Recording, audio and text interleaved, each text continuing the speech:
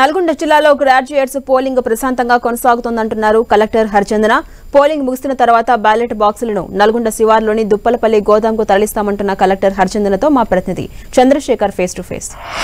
నల్గొండ, ఖమ్మం, వరంగల్, పట్టభద్రుల ఎమ్మెల్సీ ఉప ఎన్నిక పోలింగ్ ప్రశాంతంగా కొనసాగుతుంది. ఉదయం 8 గంటల నుంచి కూడా పోలింగ్ కొనసాగుతుంది. అయితే ఈ పోలింగ్ సరళిపై మాట్లాడడానికి మనతో ఇటు ఉప ఎన్నికల రిటర్నింగ్ అధికారి, అదేవిధంగా నల్గొండ కలెక్టర్ హరిచందన దాసరి ఉన్నారు. మేడం చెప్పండి, ఎలా కొనసాగుతుంది ప్రశాంతంగా? ఇటు ఉమ్మడి జిల్లాతో పాటు ఇటు మొత్తం 12 జిల్లాల్లో కూడా ఎలా ఉంది పరిస్థితి?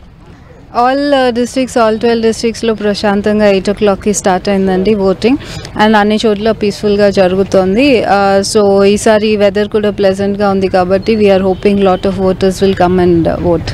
మనం చూస్తే కొంచెం మావోయిస్టు ప్రభావిత ప్రాంతాల్లో, ములుగు లాంటి జిల్లాలో అక్కడ ఏమైనా ప్రత్యేకంగా అదనపు సభ్యం ఇచ్చారా, లేదంటే అదనపు భద్రత ఎలా ఉంది మేడం? అన్ని చోట్ల కూడా సఫిషియంట్ పోలీస్ ఫోర్స్ డిప్లాయ్ అయ్యారు. ఎక్కడైతే ఏజెన్సీ ఏరియాస్ ఉన్నాయో అక్కడ స్పెషల్గా సిఏపిఎఫ్ అండ్ ఆల్సో వెబ్కాస్టింగ్ అన్ని చోట్ల కంటిన్యూ అవుతుంది ఆల్ పోలింగ్ స్టేషన్స్లో.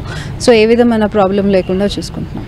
దీనికి ఓటు హక్కు వినియోగించుకోవడానికి ఓటర్ నుంచి, పట్టభద్రుల ఓటర్ నుంచి ఎలాంటి ఐడి కార్డ్స్ అనుమతిస్తుంది?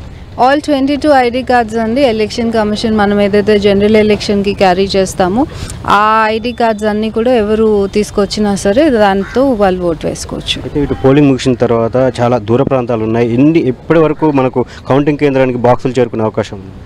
అంటే కొంచెం లేట్ అవుతుంది, బట్ ఎర్లీ మార్నింగ్, రేపు ఎర్లీ మార్నింగ్ కల్లా మేము క్లోజ్ చేస్తాం. అంటే ఎలాంటి భద్రత నడుమ ఇక్కడికి వచ్చే అవకాశం ఉంది? ఎలాంటి? వాళ్ళు ఫుల్ సెక్యూరిటీతో వస్తారండి. And vehicles will be GPS tracked also.